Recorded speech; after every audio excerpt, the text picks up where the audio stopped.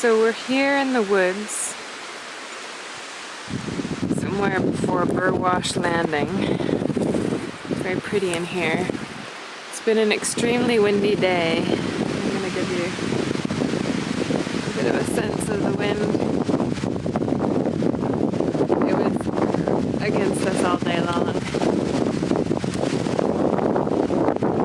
So we're hiding here in the woods and we're going to camp here. Hopefully the bears don't find us.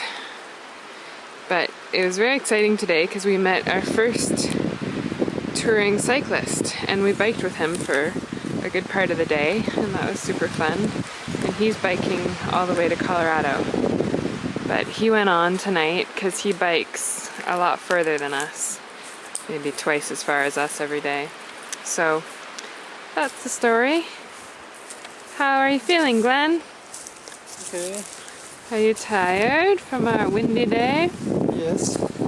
Are you happy to be here in our foresty campground? Yeah, it's nice. Yeah.